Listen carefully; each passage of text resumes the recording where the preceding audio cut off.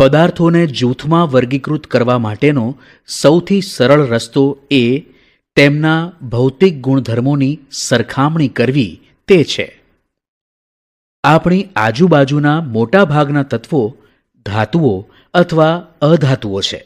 તેથી એ જાણવું મહત્વપૂર્ણ છે કે જે તે તત્વો ધાતુ છે કે અધાતુ છે. તત્વોને તેમના ગુણધર્મોના આધારે જુદા પાડવામાં આવે છે. ધાતુઓની સપાટી સામાન્ય રીતે ચળકાટવાળી અને પોલિશ કરી શકાય તેવી હોય છે. ધાતુઓ સામાન્ય રીતે ઘન સ્વરૂપે હોય છે, દાખલા તરીકે એલ્યુમિનિયમ. પરંતુ પારો અને ગેલિયમ જેવી ધાતુઓ પ્રવાહી સ્વરૂપે અસ્તિત્વ ધરાવે છે. ધાતુઓ વજનમાં ભારે હોય છે, પરંતુ સોડિયમ, પોટેશિયમ, મેગ્નેશિયમ, એલ્યુમિનિયમ વગેરે પ્રમાણમાં હલકી ધાતુ છે. મોટાભાગની ધાતુઓ કઠિન હોય છે. લોખંડ અને તાંબુ જેવી ધાતુઓની કઠિનતા પ્રમાણમાં વધુ છે. તેમને ચપ્પુ વડે કાપી શકાતી નથી, પરંતુ સોડિયમ, પોટેશિયમ જેવી ધાતુઓ પ્રમાણમાં વધુ નરમ હોય છે. તેમને ચપ્પુ વડે સરળતાથી કાપી શકાય છે. ધાતુઓને અફાળવાથી રણકાર ઉત્પન્ન થાય છે.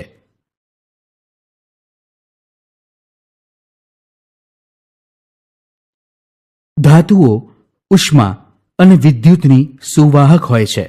કોપર, સિલ્વર અને એલ્યુમિનિયમ ધાતુઓની ઉષ્મા અને વિદ્યુત વાહકતા ઘણી વધારે હોય છે. લેડ અને મર્ક્યુરી જેવી ધાતુઓ ઉષ્મા અને વિદ્યુતની મંદ વાહક છે. ધાતુઓ ટીપાઉપણાનો ગુણધર્મ ધરાવે છે, એટલે કે ધાતુને ટીપીને તેમાંથી પતરા બનાવી શકાય છે. સોનું, ચાંદી અને એલ્યુમિનિયમ ધાતુઓમાં આ ગુણધર્મ વિશેષ જોવા મળે છે. તેથી સોના અને ચાંદીમાંથી ખૂબ જ પાતળી પટ્ટી જેવા વરખ અને એલ્યુમિનિયમમાંથી કાગળ જેવું પાતળું પતરું બનાવી શકાય છે. કેટલીક ધાતુઓ તણાવપણાનો ગુણધર્મ ધરાવે છે, એટલે કે ધાતુને ખેંચીને પાતળા તાર બનાવી શકાય છે.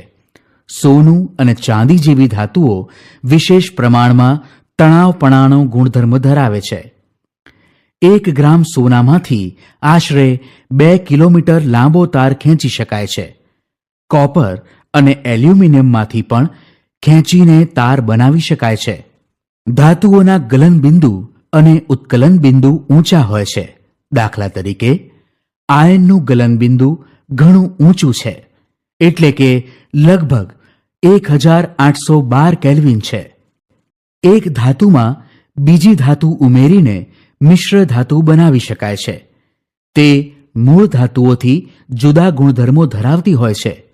પિત્તળ, જર્મન સિલ્વર, સોનાના આભૂષણો વગેરે મિશ્ર ધાતુના ઉદાહરણ છે.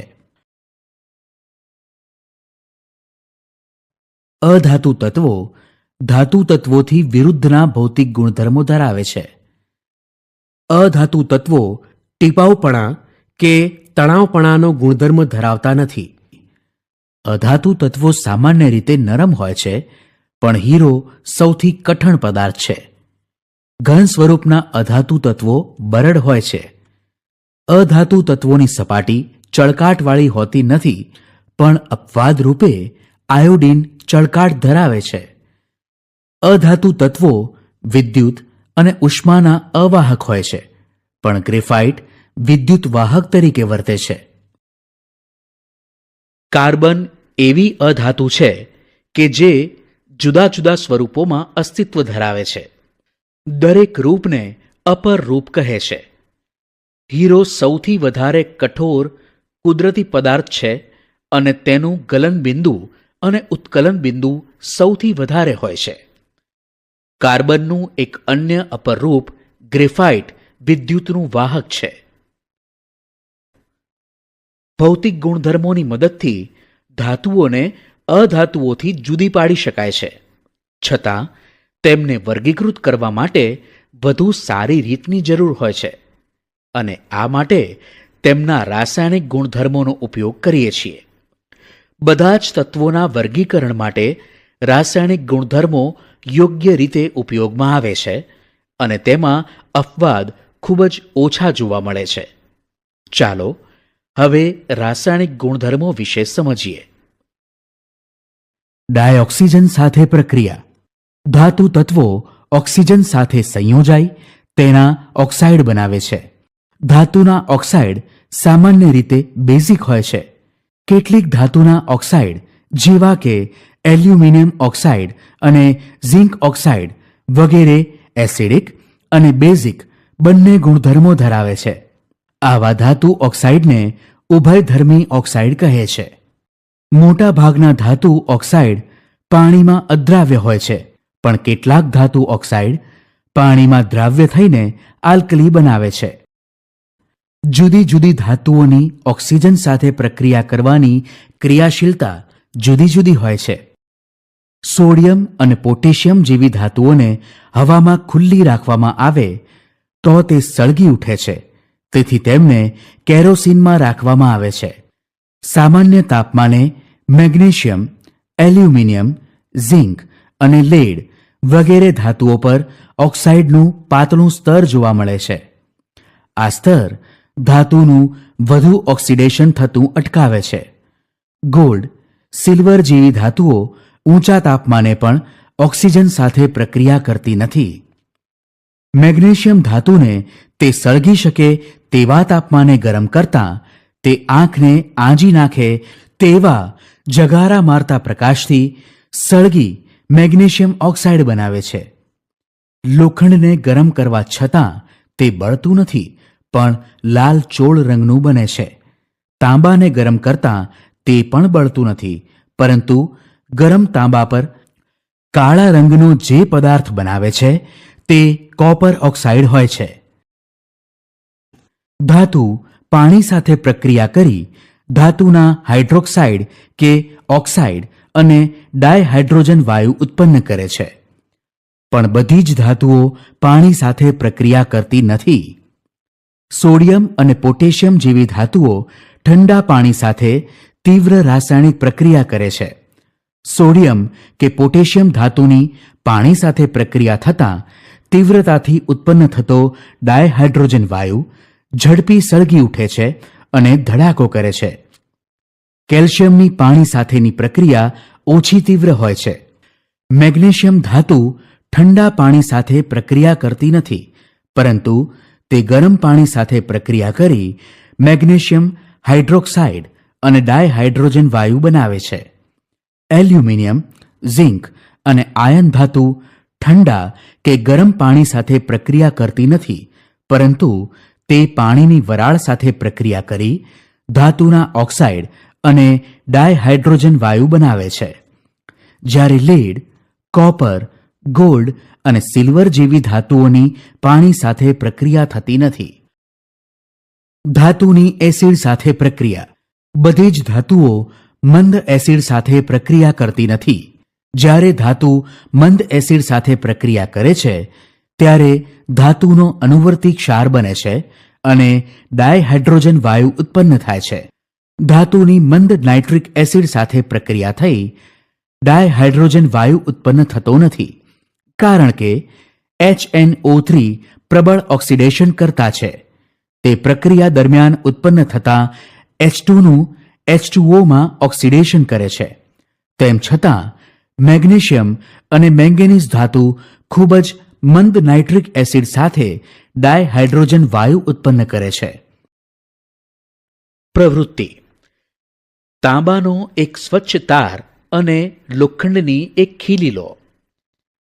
તાંબાના તારને કસનળીમાં રાખેલા આયર્ન સલ્ફેટના દ્રાવણમાં અને લોખંડની ખીલીને બીજી કસનળીમાં રાખેલા કોપર સલ્ફેટના દ્રાવણમાં મૂકો. 20 મિનિટ બાદ તમારું અવલોકન નોંધો. અહીં તાંબાના તારને જે કસનળીમાં રાખેલ છે તેમાં કોઈ જ પ્રક્રિયા થતી નથી, જ્યારે કોપર સલ્ફેટના દ્રાવણમાં પ્રક્રિયા થવાથી દ્રાવણમાં કોપર છૂટું પડીને ખીલી ઉપર ચોંટે છે, જેથી ખીલી તામ્રવર્ણી બને છે.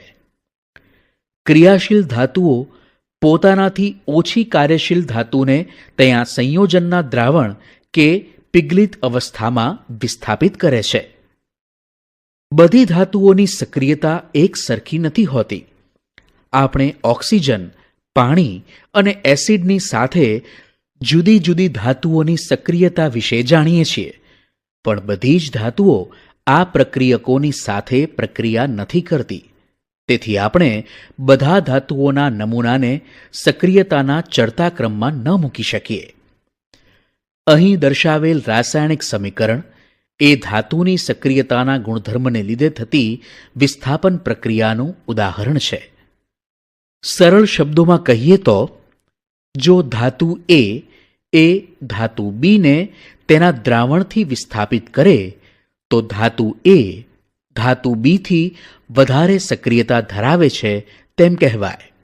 અર્થાત વધુ સક્રિય ધાતુ એ તેનાથી ઓછી સક્રિય ધાતુ બીના ક્ષારના દ્રાવણ જોડે વિસ્થાપન પ્રક્રિયા કરે છે, જેથી ધાતુ એના ક્ષારનું દ્રાવણ જ્યારે ધાતુ બી ઘન સ્વરૂપે મળે છે.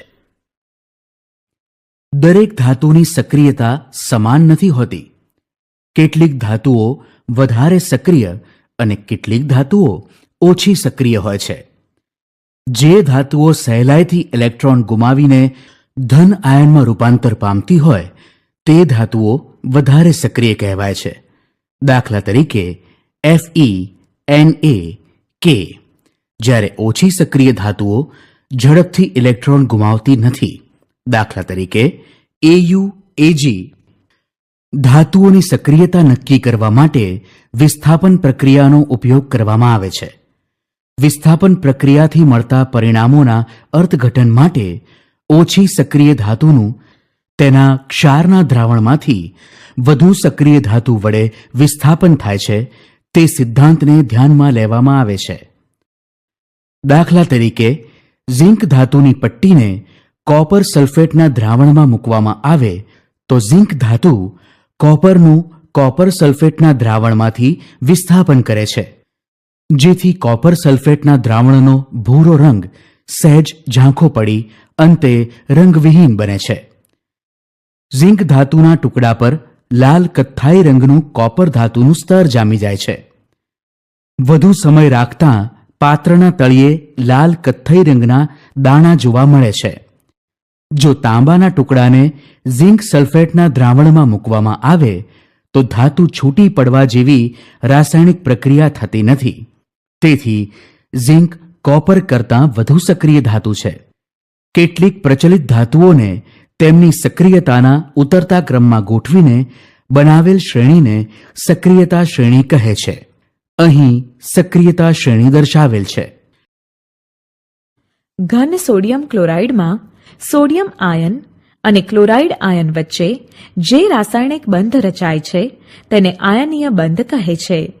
તે ઘન અવસ્થામાં પણ આયનીય સ્વરૂપમાં હોય છે. આવર્ત કોષ્ટકના પહેલા સમૂહમાં અને ત્રીજા આવર્તમાં સોડિયમ તત્વ ગોઠવાયેલું છે. પહેલા સમૂહના સોડિયમ તત્વની ઇલેક્ટ્રોન રચના 281 હોવાથી સોડિયમની સંયોજકતા કક્ષામાં એક ઇલેક્ટ્રોન હોય છે. સોડિયમ સંયોજકતા કક્ષામાં રહેલો આ એક ઇલેક્ટ્રોન સહેલાઈથી ગુમાવી સોડિયમ આયન Na પોઝિટિવ બને છે અને તેની સંવૃત્ત ઇલેક્ટ્રોન રચના 28 પ્રાપ્ત કરે છે. આવર્ત કોષ્ટકના 17મા સમૂહમાં અને ત્રીજા આવર્તમાં ક્લોરિન તત્વ ગોઠવાયેલું છે. ક્લોરિનની ઇલેક્ટ્રોનીય રચના 287 હોવાથી તેની બાહ્ય કક્ષામાં 7 ઇલેક્ટ્રોન ગોઠવાયેલા છે. અહીં ક્લોરિન સ્થાયી સંવૃત્ત રચના પ્રાપ્ત કરવા માટે એક ઇલેક્ટ્રોન સહેલાઈથી મેળવીને ક્લોરાઇડ આયન બનાવે છે અને તેની સંવૃત્ત ઇલેક્ટ્રોન રચના 288 થાય છે. વિરુદ્ધ વીજભાર અને સંવૃત્ત ઇલેક્ટ્રોન રચના ધરાવતા સોડિયમ આયન અને ક્લોરાઇડ આયન વચ્ચે તીવ્ર આકર્ષણ બળ ઉત્પન્ન થવાથી આયનીય બંધ રચાય છે. Na પોઝિટિવ અને Cl નેગેટિવ બંને આયનો એકબીજાના કેન્દ્રથી આકર્ષિત થઈને Na પોઝિટિવ Cl નેગેટિવ આયન યુગ્મ બનાવે છે.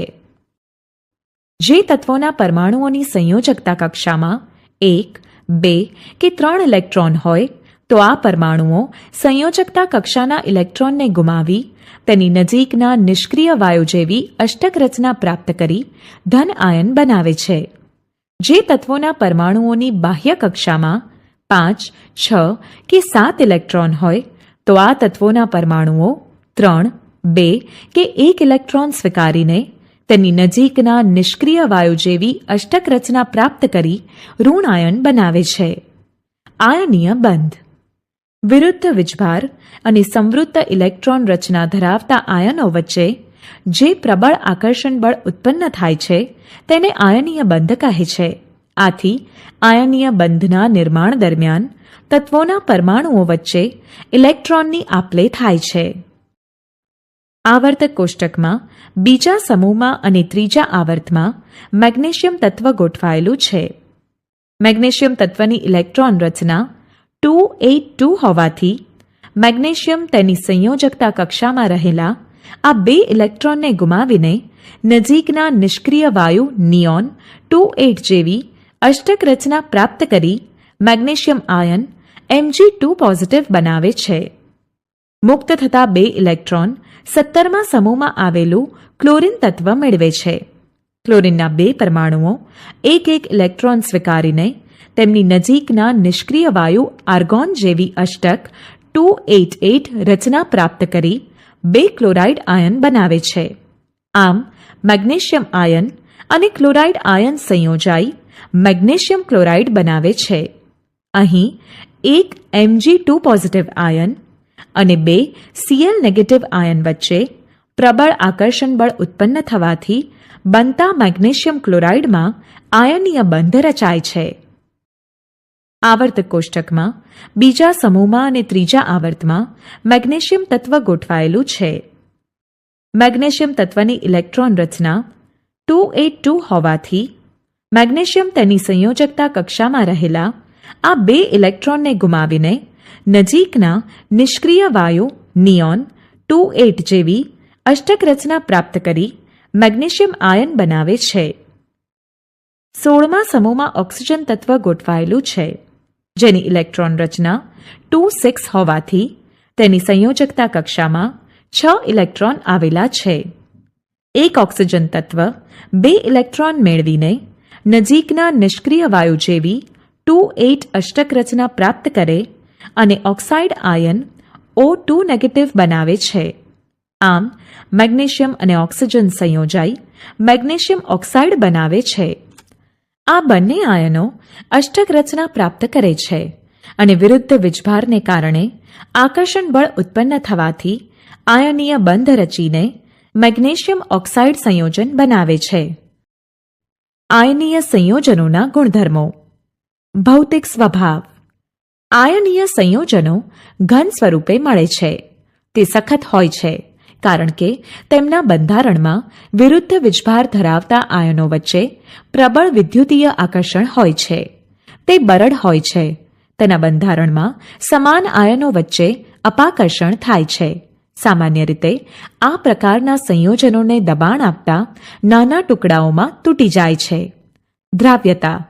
સામાન્ય રીતે આયનીય સંયોજનો ધ્રુવીય હોય પાણી જેવા ધ્રુવીય દ્રાવકમાં સુદ્રાવ્ય હોય છે, કારણ કે પાણી આયનીય સંયોજનોના આયનો વચ્ચેનું આકર્ષણ ઘટાડતું હોવાથી મોટાભાગના આયનીય સંયોજનો પાણીમાં સુદ્રાવ્ય હોય છે.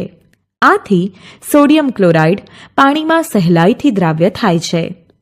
આયનીય સંયોજનો કાર્બનિક અધ્રુવીય દ્રાવકોમાં અદ્રાવ્ય હોય છે. દાખલા તરીકે ઇથર, કાર્બન ટેટ્રાક્લોરાઇડ, બેન્ઝીન વગેરે. આથી સોડિયમ ક્લોરાઇડ કાર્બન ટેટ્રાક્લોરાઇડમાં દ્રાવ્ય થતો નથી. ગલન બિંદુ અને ઉત્કલન બિંદુ.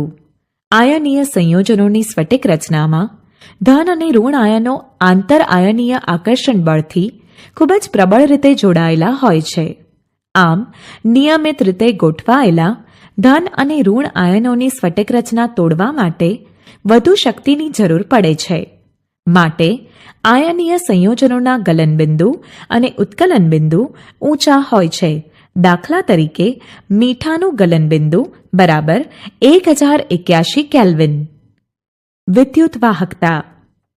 આયનીય ઘન સંયોજનો વિદ્યુત અવાહક છે, કારણ કે તેની સ્ફટિક રચનામાં રહેલા ધન અને ઋણ આયનોમાં અયુગ્મિત ઇલેક્ટ્રોન હોતા નથી અને ધન તથા ઋણ વીજભાર સંતુલિત થયેલા હોય છે, પરંતુ તેના જલીય દ્રાવણો અને પીગાળેલા ઘન પદાર્થો વિદ્યુતવાહક હોય છે, કારણ કે પિઘલિત અવસ્થામાં અથવા જલીય દ્રાવણમાં તેમનું આયનીકરણ શક્ય બને છે. પૃથ્વીના પોપડામાં જુદી જુદી ધાતુઓ વિશેષ પ્રમાણમાં રહેલી હોય છે. જે ધાતુઓની સક્રિયતા ઓછી હોય છે તેવી ધાતુઓ કુદરતમાં મુક્ત સ્વરૂપે મળે છે. તેમને ઉમદા ધાતુઓ કહે છે. દાખલા તરીકે સોનું, ચાંદી, પ્લેટિનમ વગેરે. જે ધાતુઓ વધુ સક્રિય હોય છે તેવી ધાતુઓ કુદરતમાં સંયોજન સ્વરૂપે મળે છે. દાખલા તરીકે પોટેશિયમ, સોડિયમ, કેલ્શિયમ, મેગ્નેશિયમ વગેરે. પૃથ્વીના પોપડામાંથી જે અકાર્બનિક તત્વો કે સંયોજનો કુદરતી રીતે મળી આવે છે તેને ખનિજ કહે છે. ખનિજમાં કોઈ ચોક્કસ ધાતુ વિશેષ પ્રમાણમાં હોય અને તે ધાતુનું નિષ્કર્ષણ કરવું ફાયદાકારક હોય તો આ ખનિજને તે ચોક્કસ ધાતુની કાચી ધાતુ કહે છે. કાચી ધાતુમાં અન્ય ધાતુઓની ખનિજ, રેતી, માટી વગેરે અશુદ્ધિઓ હોય છે. કાચી ધાતુ મુખ્યત્વે silicate, carbonate, oxide, phosphate, sulphide વગેરે સંયોજન સ્વરૂપમાં હોય છે. ધાતુઓનું નિષ્કર્ષણ એટલે કે એક્સ્ટ્રેક્શન ઓફ મેટલ્સ. કેટલીક ધાતુઓ પૃથ્વીના ભૂપૃષ્ઠમાંથી મુક્ત અવસ્થામાં મળે છે. કેટલીક તેમના સંયોજનોના રૂપમાં મળે છે. સક્રિયતા શ્રેણીમાં તળિયે રહેલી ધાતુઓ સૌથી ઓછી સક્રિય છે. તે ઘણીવાર મુક્ત અવસ્થામાં મળે છે. ઉદાહરણ તરીકે સોનું, ચાંદી, પ્લેટિનમ અને કોપર મુક્ત અવસ્થામાં મળે છે. કોપર અને સિલ્વર તેમની સલ્ફાઇડ અથવા ઓક્સાઇડ અયસ્ક એટલે કે કાચી ધાતુ સ્વરૂપે સંયોજિત અવસ્થામાં પણ મળે છે. સક્રિયતા શ્રેણીમાં ટોચ પર રહેલી ધાતુઓ એટલે કે પોટેશિયમ, સોડિયમ, કેલ્શિયમ, મેગ્નેશિયમ અને એલ્યુમિનિયમ એટલી હદે સક્રિય છે કે તે ક્યારેય કુદરતમાં મુક્ત તત્વ રૂપે મળતી નથી. સક્રિયતા શ્રેણીની મધ્યમાં રહેલી ધાતુઓ એટલે કે ઝિંક, આયર્ન, લીડ વગેરે મધ્યમ સક્રિય છે. તે પૃથ્વીના ભૂપૃષ્ઠમાં ઓક્સાઇડ, સલ્ફાઇડ અથવા કાર્બોનેટ સ્વરૂપે મળે છે. તમે જોશો કે ઘણી ધાતુઓની અયસ્ક ઓક્સાઇડ હોય છે. આમ થવાનું કારણ એ છે કે ઓક્સિજન ખૂબ જ સક્રિય તત્વ છે અને પૃથ્વી પર વિપુલ પ્રમાણમાં મળે છે. આમ સક્રિયતાના આધારે આપણે ધાતુઓને નીચે દર્શાવેલ 3 પ્રકારમાં વર્ગીકૃત કરી શકીએ. 1. નીચી સક્રિયતા ધરાવતી ધાતુઓ. 2. મધ્યમ સક્રિયતા ધરાવતી ધાતુઓ. 3. ઊંચી સક્રિયતા ધરાવતી ધાતુઓ. દરેક પ્રકારમાં રહેલી ધાતુઓ મેળવવા માટે અલગ અલગ તકનીકોનો ઉપયોગ કરવામાં આવે છે. અયસ્કમાંથી શુદ્ધ ધાતુઓના નિષ્કર્ષણમાં કેટલાક સોપાનોનો સમાવેશ કરવામાં આવે છે. આ સોપાનોનો સારાંશ આપેલ છે. નીચે દર્શાવેલ વિભાગોમાં દરેક સોપાનને વિસ્તૃત રીતે સમજાવેલ છે. અયસ્કોની સમૃદ્ધિ એટલે કે ધનિકતા. Enrichment of ઓર્સ. પૃથ્વીમાંથી ખોદીને બહાર કાઢેલી અયસ્કો સામાન્ય રીતે મોટા પ્રમાણમાં અશુદ્ધિઓ જેવી કે માટી, રેતી વગેરેથી દૂષિત હોય છે, જેને ગેંગ કહે છે. ધાતુના નિષ્કર્ષણ પૂર્વે તેમાંથી અશુદ્ધિઓ દૂર કરવી જરૂરી છે. અયસ્ક ગેંગને દૂર કરવા માટે વપરાતી પદ્ધતિઓનો આધાર ગેંગ અને અયસ્કના ભૌતિક અથવા રાસાયણિક ગુણધર્મો વચ્ચે રહેલા તફાવત પર રહેલો છે. તે પ્રમાણે અલગ અલગ અલગીકરણ તકનીકો અપનાવવામાં આવે છે. પૃથ્વીમાંથી મળતી ખનિજની કાચી ધાતુમાં માટી, રેતી વગેરે જેવી કેટલીક અશુદ્ધિઓ હોય છે, જેને ગેંગ કહે છે. ધાતુના નિષ્કર્ષણ પહેલા કાચી ધાતુની અશુદ્ધિઓ દૂર કરવી આવશ્યક છે.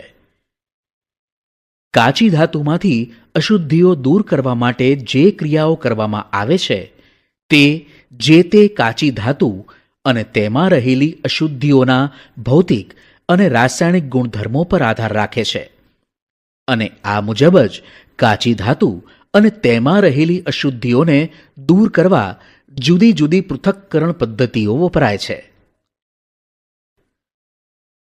સક્રિયતા શ્રેણીમાં નીચે આવેલ ધાતુઓ એટલે ઓછી સક્રિયતા ધરાવતી ધાતુઓ અસક્રિય હોય છે. આ ધાતુઓના ઓક્સાઇડને ગરમ કરીને જ ધાતુ મેળવી શકાય છે. દાખલા તરીકે સિનાબાર એ પારાની કાચી ધાતુ છે. તેને હવાની હાજરીમાં ગરમ કરવાથી તે સૌથી પહેલા મર્ક્યુરિક ઓક્સાઇડમાં ફેરવાય છે, અને તેને વધારે ગરમ કરવાથી આ મર્ક્યુરિક ઓક્સાઇડ મર્ક્યુરીમાં રૂપાંતરિત થાય છે. આ જ રીતે કુદરતી રીતે Cu2s ના રૂપમાં ઉપલબ્ધ તાંબાને ફક્ત હવામાં ગરમ કરવાથી તેને કાચી ધાતુમાંથી અલગ મેળવી શકાય છે.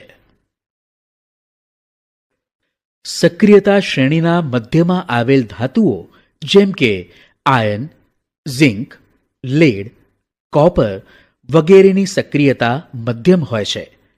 કુદરતમાં આ મોટા ભાગે તેઓ સલ્ફાઇડ કે કાર્બોનેટના રૂપમાં પ્રાપ્ત થાય છે.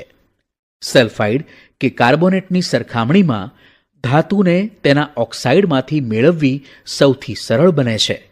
તેથી રિડક્શનની પ્રક્રિયા કરી પહેલા ધાતુના સલ્ફાઇડ અને કાર્બોનેટને ધાતુ ઓક્સાઇડમાં ફેરવવામાં આવે છે. કાચી ધાતુના સલ્ફાઇડને વધુ હવાની હાજરીમાં વધુ તાપમાને ગરમ કરતાં તે ઓક્સાઇડમાં પરિવર્તિત થાય છે. આ પ્રક્રિયાને ભૂંજન કહે છે, અને કાચી ધાતુના કાર્બોનેટને મર્યાદિત હવામાં વધુ તાપમાને ગરમ કરતાં તે ઓક્સાઇડમાં ફેરવાય છે. આ પ્રક્રિયાને કેલ્સિનેશન કહે છે. ઝિંકની કાચી ધાતુના ભૂંજન અને કેલ્સિનેશન પ્રક્રિયાના સમીકરણ અહીં દર્શાવેલ છે. ત્યારબાદ કાર્બન જેવા રિડક્શન કર્તાનો ઉપયોગ કરી ધાતુ ઓક્સાઇડમાંથી ધાતુ મેળવી શકાય છે. દાખલા તરીકે ઝિંક ઓક્સાઇડને કાર્બનની હાજરીમાં ગરમ કરવામાં આવે ત્યારે તેમાંથી ઝિંક ધાતુ મેળવી શકાય છે. કાર્બનનો ઉપયોગ કરી ધાતુના ઓક્સાઇડને ધાતુમાં રિડક્શન કરવા માટે વિસ્થાપન પ્રક્રિયાનો પણ ઉપયોગ થાય છે. સૌથી વધારે સક્રિય ધાતુ જેમ કે સોડિયમ, કેલ્શિયમ, એલ્યુમિનિયમ વગેરેનો રિડક્શન કર્તા તરીકે ઉપયોગ કરી શકાય છે, કેમ કે વધુ સક્રિય ધાતુઓને રિડક્શન કર્તા તરીકે વાપરતા તેઓ ઓછી સક્રિયતાવાળી ધાતુઓના સંયોજનમાં વિસ્થાપનની પ્રક્રિયા કરે છે. દાખલા તરીકે મેંગેનીઝ ડાયોક્સાઇડને એલ્યુમિનિયમ પાવડર સાથે ગરમ કરવામાં આવે છે ત્યારે આ મુજબની પ્રક્રિયા થાય છે. આ વિસ્થાપન પ્રક્રિયાઓ અત્યાધિક ઉષ્માક્ષેપક હોય છે. આમાં ઉત્સર્જિત ઉષ્માની માત્રા એટલી વધારે હોય છે કે ધાતુ પિઘલિત અવસ્થામાં પ્રાપ્ત થાય છે. વાસ્તવમાં આયર્ન 3 ઓક્સાઇડ Fe2O3 ની સાથે એલ્યુમિનિયમની પ્રક્રિયાનો ઉપયોગ રેલવેના પાટા અને મશીનના ભાગોમાં પડેલ ભંગાણના જોડાણ માટે ઉપયોગી થાય છે. આ પ્રક્રિયાને થર્મિટ પ્રક્રિયા કહે છે. સક્રિયતા શ્રેણીમાં સૌથી ઉપર આવેલ ધાતુઓ ખૂબ જ સક્રિય હોય છે. આ ધાતુઓના સંયોજનને કાર્બન સાથે ગરમ કરવાથી આ ધાતુઓ મેળવી શકાતી નથી. દાખલા તરીકે કાર્બન વડે સોડિયમ, મેગ્નેશિયમ, કેલ્શિયમ, એલ્યુમિનિયમ વગેરેના ઓક્સાઇડનું રિડક્શન કરી ધાતુઓમાં ફેરવી શકાય નહીં. આ ધાતુઓની ઇલેક્ટ્રોન બંધુતા કાર્બનની સાપેક્ષ ઓક્સિજન સાથે વધારે હોય છે. આ ધાતુઓને વિદ્યુત વિભાજન વડે રિડક્શન કરી મેળવી શકાય છે. દાખલા તરીકે સોડિયમ, મેગ્નેશિયમ અને કેલ્શિયમ તેના પિઘલિત ક્લોરાઇડોના વિદ્યુત વિભાજનથી પ્રાપ્ત થાય છે. કેથોડ પર ધાતુઓ મેળવી શકાય અને એનોડ પર ક્લોરીન મુક્ત થાય છે. આ જ રીતે એલ્યુમિનિયમ ઓક્સાઇડના વિદ્યુત વિભાજનથી એલ્યુમિનિયમ પણ મેળવી શકાય છે. ધાતુઓનું શુદ્ધિકરણ એટલે કે રિફાઇનિંગ ઓફ મેટલ્સ. વિવિધ રિડક્શન જેવી પ્રક્રિયાઓ દ્વારા ઉત્પન્ન થતી ધાતુઓ સંપૂર્ણપણે શુદ્ધ હોતી નથી. તેઓ અશુદ્ધિ ધરાવે છે કે જેને શુદ્ધ ધાતુઓ મેળવવા માટે દૂર કરવી જરૂરી છે. અશુદ્ધ ધાતુઓના શુદ્ધિકરણ માટે સૌથી વ્યાપક પ્રમાણમાં વપરાતી પદ્ધતિ વિદ્યુત વિભાજનીય શુદ્ધિકરણ છે. વિદ્યુત વિભાજનીય શુદ્ધિકરણ એટલે કે ઇલેક્ટ્રોલિટિક રિફાઇનિંગ. અનેક ધાતુઓ જેવી કે કોપર, ઝિંક, ટીન, નિકલ, ચાંદી, સોનું વગેરે વિદ્યુત વિભાજનીય રીતે મેળવાય છે. આ પ્રક્રમમાં અશુદ્ધ ધાતુનો એનોડ અને શુદ્ધ ધાતુની પાતળી પટ્ટીનો કેથોડ બનાવવામાં આવે છે. ધાતુ ક્ષારના દ્રાવણનો વિદ્યુત વિભાજ્ય એટલે કે ઇલેક્ટ્રોલાઇટ તરીકે ઉપયોગ કરવામાં આવે છે. વિદ્યુત વિભાજ્યમાંથી વિદ્યુત પ્રવાહ પસાર કરતા એનોડમાંથી શુદ્ધ ધાતુ વિદ્યુત વિભાજ્યમાં ઓગળે છે. વિદ્યુત વિભાજ્યમાંથી સમતુલ્ય પ્રમાણમાં શુદ્ધ ધાતુ કેથોડ પર જમા થાય છે. દ્રાવ્ય અશુદ્ધિઓ દ્રાવણમાં જાય છે, જ્યારે અદ્રાવ્ય અશુદ્ધિઓ એનોડના તળિયે નિપેક્ષિત એટલે કે જમા થાય છે. તેને એનોડ પંક એટલે કે એનોડ મડ કહેવાય છે. ઘણી ધાતુઓની સપાટી પર હવા અને પાણીની અસર જોવા મળે છે. લોખંડની ચીજવસ્તુ ભેજવાળી હવાની હાજરીમાં લાંબો સમય ખુલ્લી રહે તો તેની સપાટી કથ્થાઈ રંગની થાય છે. નિષ્ક્રિય ધાતુઓ જેવી કે ગોલ્ડ, સિલ્વરનું ક્ષારણ થતું નથી. તાંબાની ચીજવસ્તુ લાંબો સમય હવાના સંપર્કમાં ખુલ્લી રહે તો તેના પર લીલા રંગનું કોપર કાર્બોનેટનું સ્તર જામી જાય છે. કોઈ પણ ધાતુની સપાટી હવા, પાણી કે ભેજના સંપર્કમાં આવે ત્યારે તેનું ખવાણ થવાની ક્રિયાને ધાતુ ક્ષારણ કહે છે.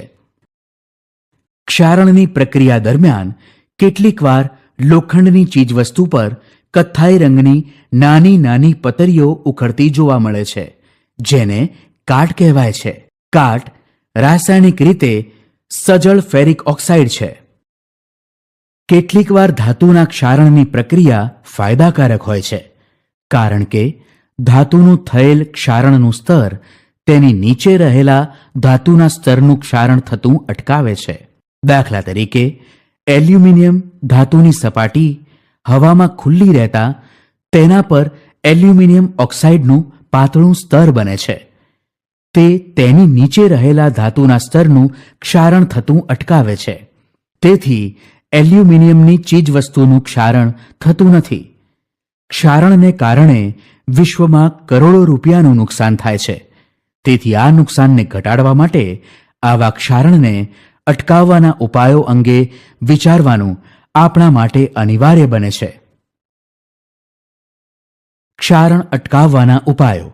લોખંડનું ક્ષારણ અટકાવવાની સરળ અને સસ્તી પદ્ધતિ લોખંડની સપાટી પર કલર કરવાની છે. આનાથી ક્ષારણ થતું અટકે છે. મોટર ગાડી જેવા વાહનોની બોડી, લોખંડની જાળી કે થાંભલા વગેરેને કલર કરીને ક્ષારણ સામે રક્ષણ આપી શકાય છે. જો કરેલો કલર નીકળી જાય તો તે ચીજવસ્તુના ક્ષારણની ક્રિયા શરૂ થાય છે. તેથી આવી જ ચીજવસ્તુઓને નિશ્ચિત સમયાંતરે કલર કરવો જરૂરી બને છે.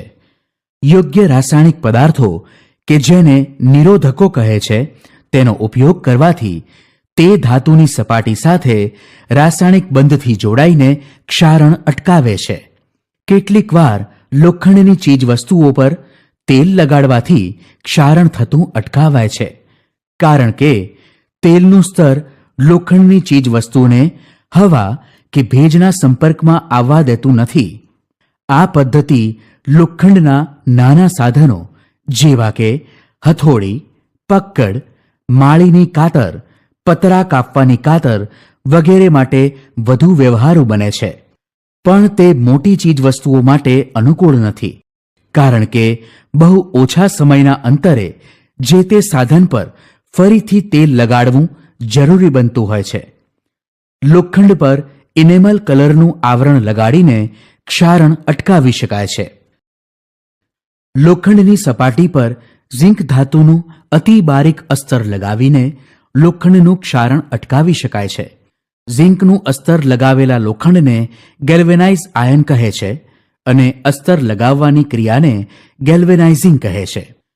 જો ગેલ્વેનાઇઝ્ડ આયન પરથી ઝિંકનું થોડું અસ્તર નીકળી જાય અને લોખંડની સપાટી ખુલ્લી થાય તો પણ લોખંડને કાટ લાગતો નથી, કારણ કે વધુ સક્રિય ઝિંક ધાતુ ખુલ્લા ભાગ પર પ્રસરી જઈ લોખંડને કટાતું અટકાવે છે.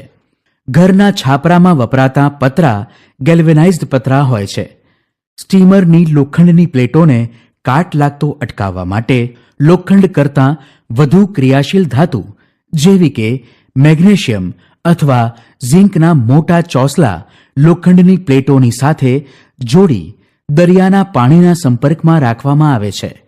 આમ કરવાથી લોખંડની પ્લેટ કેથોડ તરીકે વર્તે છે અને મેગ્નેશિયમ અથવા ઝિંકના ચોસલા વધુ સક્રિય હોય એનોડ તરીકે વર્તે છે.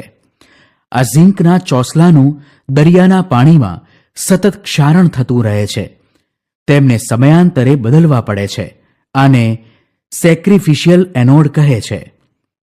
લોખંડનું ક્ષારણ અટકાવવાના અસરકારક ઉપાય તરીકે તેમાં અન્ય ધાતુ કે અધાતુ ઉમેરી તેના ગુણધર્મોમાં ફેરફાર કરીને ક્ષારણથી બચાવી શકાય છે.